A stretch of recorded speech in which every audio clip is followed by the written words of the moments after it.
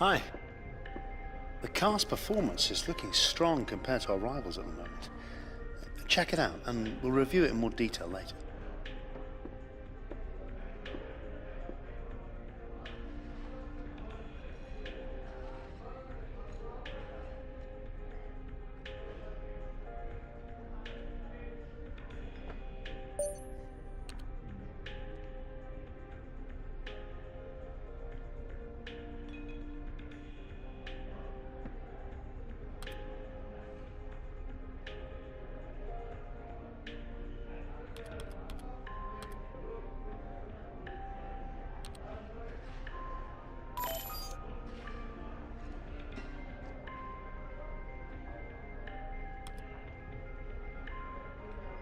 Saturday afternoon, where qualifying is about to start here in Austria. So sit back and enjoy the afternoon session.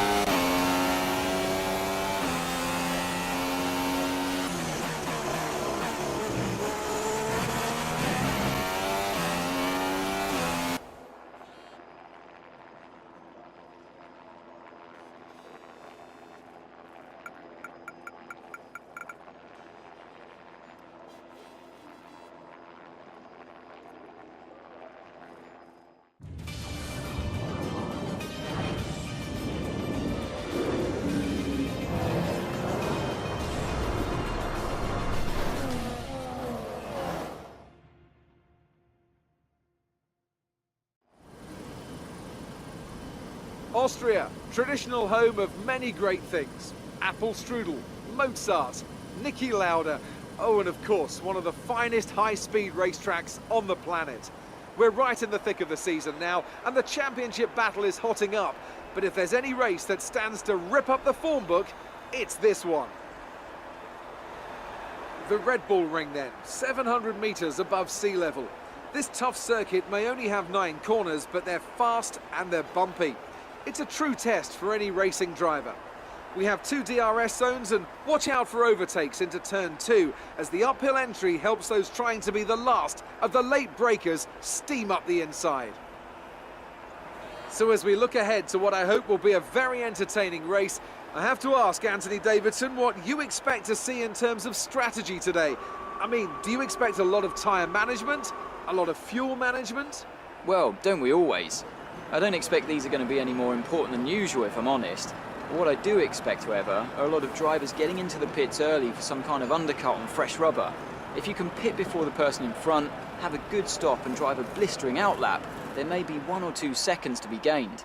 If anyone gets stuck behind another car, for example, that will be the go-to strategy, surely. Right, let's be patient going into turn 1. We want to be in a good position for the rest of the race. Good luck. So before the off, let's remind ourselves of yesterday's qualifying session with a look at the starting grid. It was a good showing from Red Bull in qualifying, and Daniel Ricciardo starts from pole position, and Max Verstappen lines up alongside. Looking down the rest of the grid, we have Hamilton, Bottas, Felipe Massa and Alonso, Raikkonen, Rosberg, Sainz and Pascal Wehrlein, Perez, Hülkenberg, Daniel Kvyat and Vettel, Magnussen, Ericsson, Romain Grosjean and Rio Haryanto, Gutierrez and Palmer, Felipe Nasser and a McLaren rounds off the grid. And with lights out just moments away, it's time to go down to the track.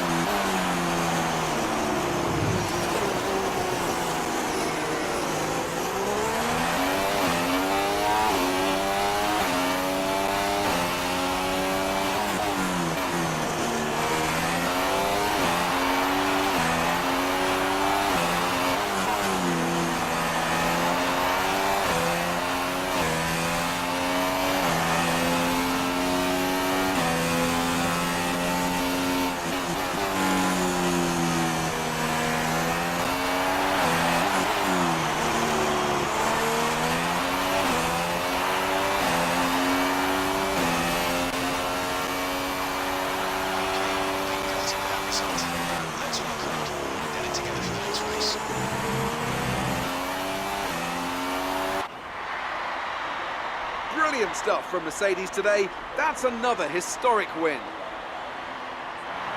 Anthony, what do you think made the difference here? Well, tyre management probably played quite a large role in the outcome of this one. As ever, it's not just about speed, it's all about maintaining that speed consistently over a stint, over a race distance. So being able to keep up the lap times while still being smooth on the controls and gentle on the tyres, that's really where the race was won today. Well, this is it. This is where they all want to be. Here come the top three then, out onto the podium after a fascinating Grand Prix.